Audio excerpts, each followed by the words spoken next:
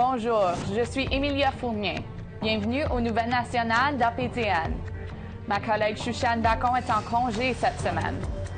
Malgré les préoccupations de santé récemment signalées par le pape, le Vatican a assuré aux Canadiens que la visite prévue pour juillet se poursuit comme prévu. Le pape François, qui est âgé de 85 ans, doit présenter de nouveau ses excuses aux survivants des pensionnats en solde canadien. Il doit se rendre à Québec, à Edmonton et à Qaluit. Cependant, le pape a annulé une visite en Afrique qui devait avoir lieu sous peu en invoquant des ennuis de santé. Mais la communauté crie de Chisasibi n'attend pas la visite du pape avant de poursuivre son cheminement vers la guérison. Elle est maintenant la première collectivité du Québec à entreprendre officiellement des fouilles sur les terrains d'un ancien pensionnat. Après une année de consultation, la communauté de Chisasibi a annoncé qu'elle procédera à la fouille de 5 emplacements sur l'île de Fort-Georges. C'est à cet endroit que les premiers pensionnats anglicans et catholiques du Québec ont ouvert leurs portes au début des années 1930. La collectivité affirme que les recherches se dérouleront sur une période allant jusqu'à 2 ans et que le terrain accidenté et couvert d'herbes hautes pourrait rendre le travail encore plus complexe. They'll clear cut the area and use LiDAR first, and then from there they'll decide if they'll use the GPR. And then from there, our experts will tell us what they found, preliminary results, and then we'll consult the survivors, and then we'll go from there if we're going to continue depending on the scope of the work. Le Conseil des Atikamekw de Manawan a approuvé les recommandations du ministère des Forêts, Faune et Parcs, qui ont sorti de l'enquête sur les coupes illégales dans l'érablière de la famille Dubé à Manawan. Mais il reste encore du chemin à faire. Il y avait des sorties de bois par là. Ah, tu vois, ils ont enlevé le... Ça a été enlevé. On avait mis un genre de barrage, puis ils l'ont enlevé. Annette Dubé et sa sœur patrouillent la route vers leur érablière pour assurer qu'il n'y a pas d'activité forestière sur le chemin. Le rapport du MFFP a conclu ce que la famille Dubé savait déjà. Ils ont failli à leur obligation de consulter encore une fois la famille puis le chef de territoire. Des membres de la communauté patrouillent régulièrement le territoire aux alentours de Manawan pour voir si leur moratoire, en place depuis février, est respecté. Actuellement, il n'y a pas de coupe qui se fait dans le territoire. Puis ça a été une entente aussi qui a été... c'est une entente, dans le fond, qui a été faite avec les chefs de territoire, le Conseil, le CNA, puis le MFFP. Tant et aussi longtemps que le dossier ne sera pas réglé, ça va être ainsi. Le rapport est sorti au mois de mai, déterminant que le MFFP et la Scierie Saint-Michel sont à faute dans le cas des coupes non autorisées sur l'érablière Dubé, mais aucune pénalité n'a été accordée. Bien, c'est sûr que ça a été très décevant pour la famille. On nous a présenté le rapport en mi-dernier, fin mi-dernier, puis ça a été très décevant de savoir qu'il n'y a rien, il n'y a aucune pénalité qui a été émise envers la compagnie forestière, mais envers aussi le ministère.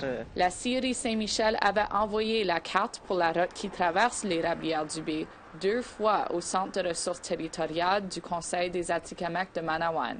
Le MFFP n'a pas attendu une réponse du CRT avant d'approuver les plans de la Scierie. Je pense que la façon dont ça a été envoyé, c'était pas la bonne façon.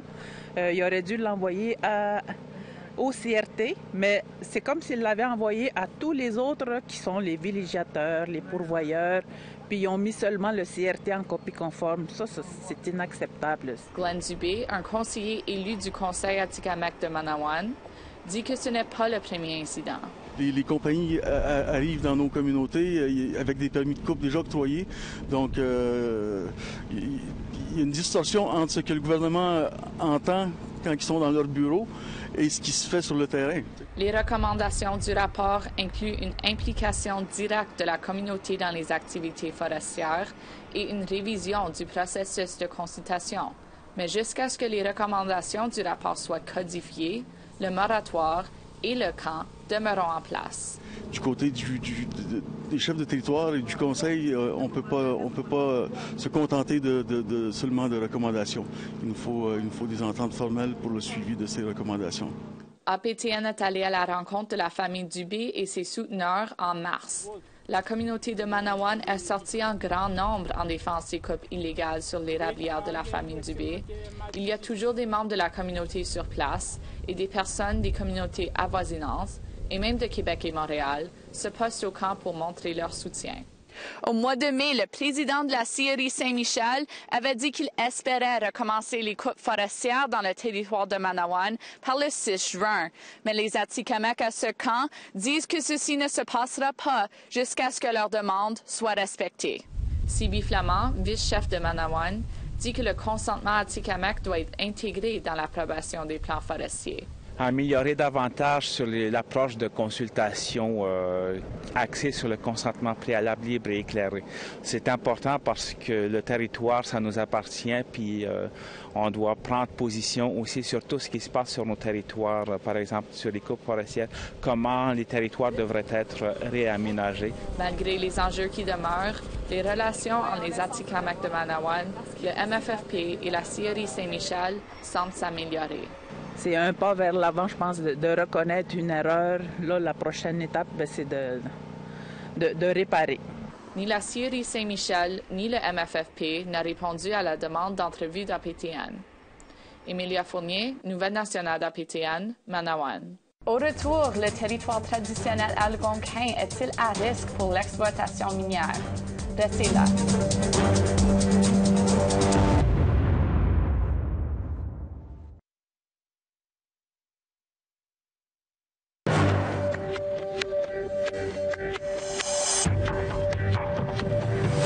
Bienvenue aux Nouvelles nationales d'APTN. La Cour fédérale du Canada a autorisé un recours collectif au nom des enfants autochtones vivant en réserve qui ont été retirés de leur famille et placés dans des structures d'accueil non autochtones. Le recours collectif vise le gouvernement fédéral et demande des dommages, intérêts au nom des enfants et des familles qui ont souffert de ce qu'on appelle la rafle du nouveau millénaire.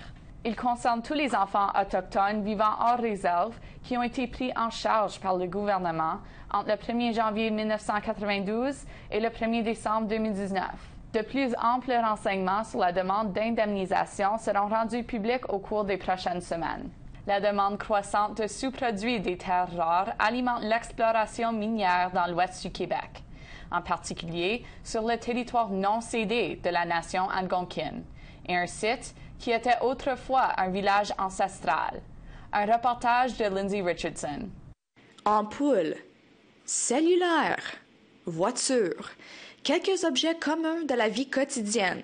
Cependant, les dépôts minéraux nécessaires à leur conception sont, eux, beaucoup moins communs. Rare earths, it's a mix. It's like a jackpot of many different elements.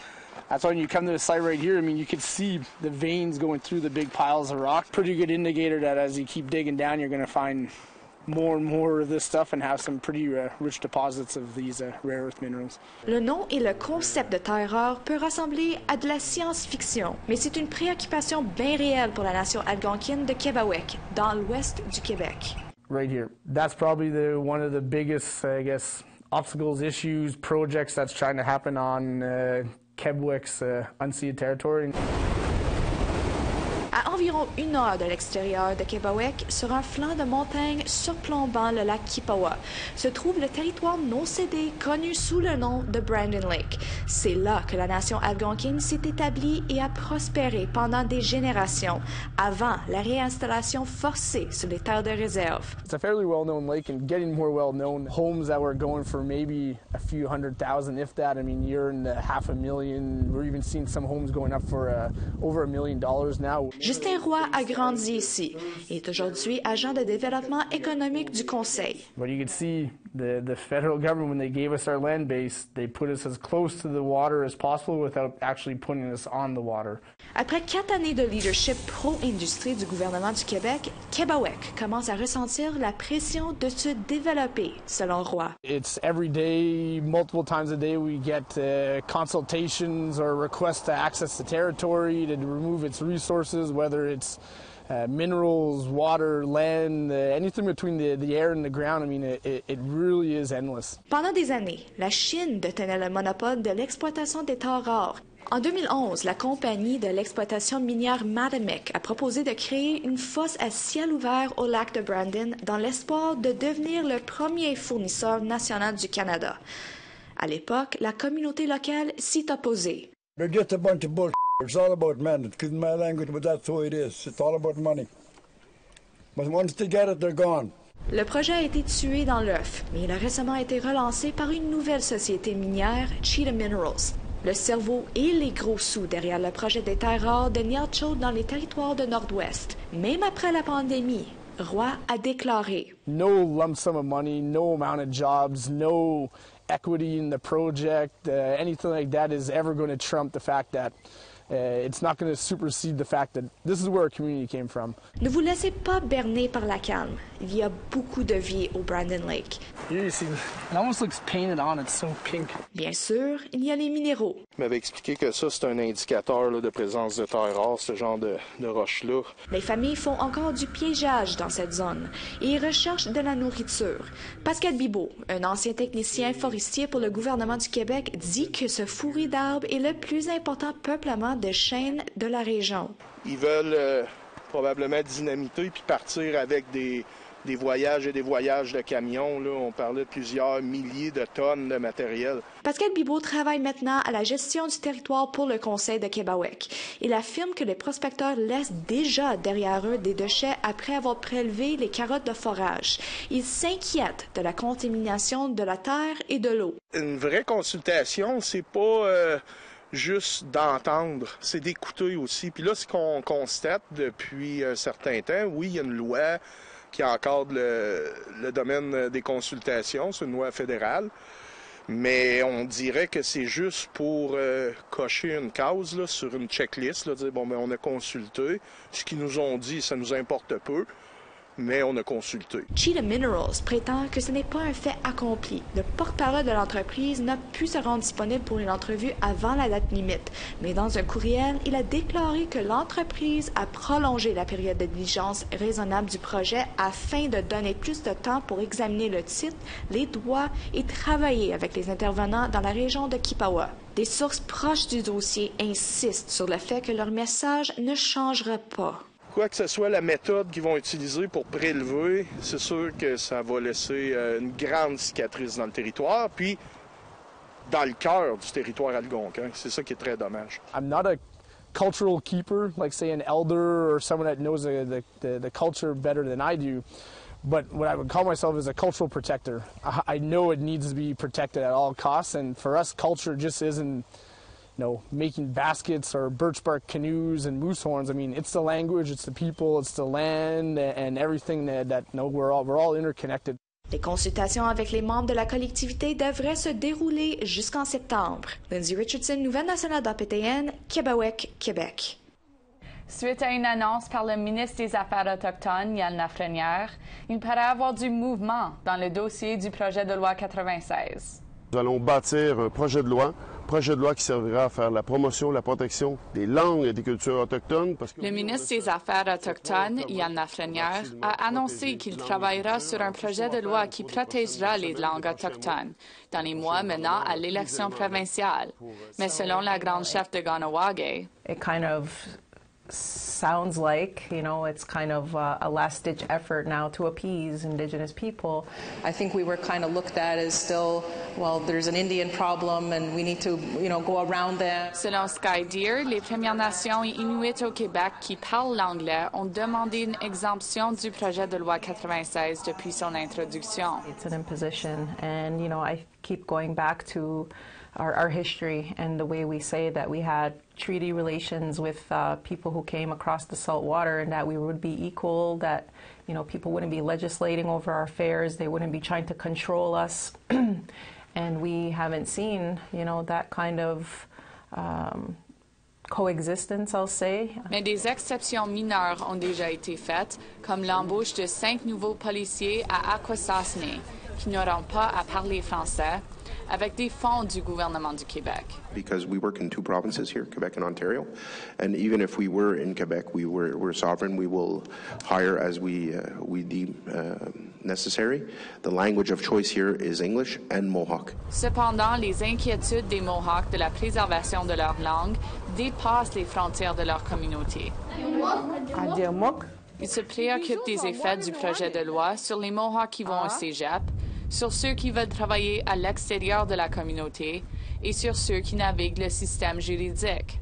En dépit de ces réservations, Skydeer dit qu'elle est ouverte à ce que le gouvernement propose. After we lobbied pretty hard, I'll say, to try to get an exemption or a carve-out from Bill 96 because we felt, our Indigenous languages should be paramount, to us having to learn French.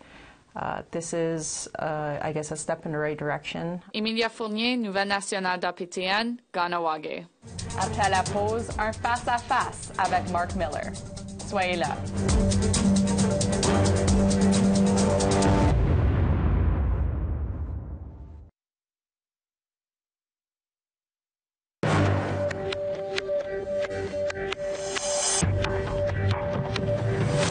Bienvenue aux Nouvelles nationales d'APTN. En entrevue cette semaine, notre journaliste Shushan Bacon a participé à une émission de Radio-Canada dans laquelle 3 journalistes autochtones ont questionné Mark Miller, ministre des Relations couronne autochtone. Voici un extrait de leur discussion sur le racisme systémique au Québec et ailleurs. Au fédéral, il y a des employés autochtones dans vos organismes gouvernementaux fédéraux.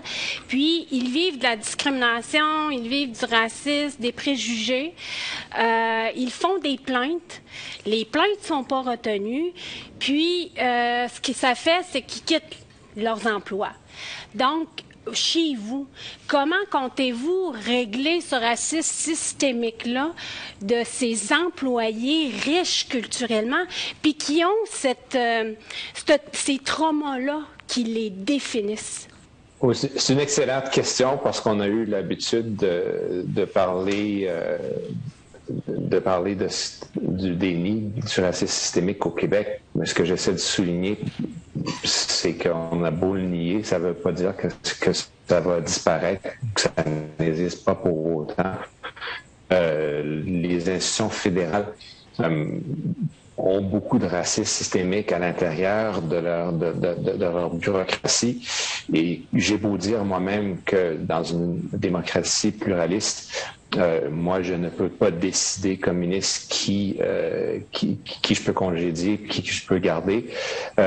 Cette indépendance est très importante au bon fonctionnement de notre démocratie. Il reste qu'au sein de mon propre ministère, du ministère de Patty Hajdu, il y a du racisme systémique et les Autochtones en subissent les séquelles. Il y a beaucoup de travail qui a été fait, ceci étant dit, durant les dernières années, pour rectifier ce problème. J'ai beaucoup de confiance dans notre bureaucratie pour régler ce problème que les gens vivent au quotidien. Il y a beaucoup de ministères qui ont très peu d'Autochtones, très peu de gens racialisés. Cela en soi, c'est un effet du racisme systémique. Et puis là, quand ils sont là, ils subissent des préjugés et parfois dans l'inconscience. Alors, l'auditeur que vous avez passé en entrevue est correct. Il faut avoir une certaine nuance à ce problème. On ne parle pas de racisme. Le racisme, on peut le confronter directement.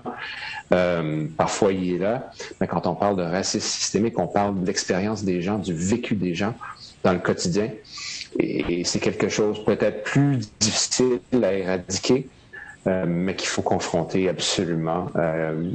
Et on ne veut pas en venir à des situations où il y a des recours collectifs. C'est parfois le résultat, mais il faut l'adresser parce qu'on parle du droit d'une personne de vivre et de travailler en paix sans être jugé, sans être assujetti au racisme systémique dans leur quotidien, dans leur travail où ils gagnent leur pain. Encore moins dans les situations où les gens, où leur sécurité physique sont en question, c'est-à-dire face aux forces de l'ordre, face au système de santé.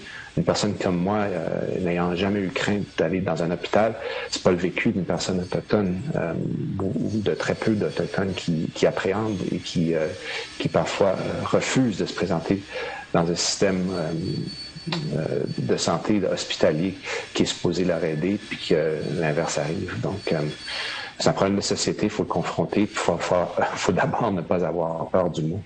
Les employés autodéclarés autochtones où ils cochent sur le formulaire qu'ils sont autochtones puis que personne n'a vérifié. Puis ces personnes-là, ces employés-là réussissent dans un environnement bureaucratique. Puis vous, là, en tant que représentant du gouvernement, mettons, comment comptez-vous contrer ce phénomène-là aussi? Il n'y a pas de réponse facile. On est dans une personne comme moi. D'habitude, de prime abord, j'ai pas le droit de dicter qui est embauché, qui n'est pas embauché. On sait très bien qu'il y a certains gens qui pensent peut-être avoir un avantage en se déclarant autochtone, en même temps s'imposer comme le contrôleur ou la personne qui juge, ayant la discrétion finale sur qui et qui n'est pas autochtone. Ça fait partie de l'histoire du Canada. Alors, on est comme gouvernement, dans une position très difficile de dicter qui et qui n'est pas autochtone. On se fie à la bonne foi des gens. J'oserais dire, sans avoir des preuves à l'appui, que la vaste majorité des autochtones qui travaillent au sein de la fonction publique sont en fait autochtones. Il faut bien croire les gens sur leur bonne foi, mais dans tout contexte. Et puis, vous, comme journaliste, ayant couvert ces enjeux, vous l'avez constaté vous-même, il y a des gens qui essaient de jouer un peu avec le système. Pas de solution facile à tout ça. C'est un enjeu croissant au sein de la société, mais c'est quelque chose dont on n'est pas aveugle à l'existence. Est-ce qu'il y a une table de concertation entre le Québec et le Canada pour enrayer le racisme? J'ai pas une de façon formelle, disons, qui fonctionne à sa juste valeur. J'ai toujours cru en la bonne foi des ministres avec lesquels je travaille. Évidemment, au plan politique, il y a eu ce déni du racisme systémique, alors on est en désaccord assez formel en ce qui a trait à son existence même, alors difficile de pallier aux problèmes qui perdurent, puis qui sous-tendent, qui sont les effets et les conséquences de ce déni. Encore une fois, le problème ne disparaîtra pas simplement en le niant. Il y a quand même des mesures pour attaquer le racisme. Il y a quand même des mesures que nous avons mis en place pour combattre le racisme systémique avec de l'argent à l'appui au niveau fédéral. Réforme du système, le rôle du fédéral dans la réforme du système de santé, surtout visé sur la sensibilité culturelle auprès des Autochtones. Mais il reste encore, évidemment, il y a un rôle, on se questionne parfois le rôle du fédéral dans tout ça, rôle moral évidemment, mais rôle direct, si on s'en remet à la commission vient, il y a beaucoup d'investissements qui relèvent directement du fédéral qu'on pourrait pallier, qui alimentent cette forme de racisme systémique. Mais il y a du travail évidemment dans la juridiction effective des gouvernements à travers le Canada, attaquer ce problème dans le système de santé. On parle, entre autres, du principe de Joyce. On parle d'équité entre les allochtones puis les autochtones. Mais c'est du travail de longue haleine qui va perdurer. C'est ce qui conclut le bulletin de nouvelles nationales d'APTN. Je suis Emilia Fournier. Merci beaucoup d'avoir été des nôtres. Prenez soin de vous et à la semaine prochaine.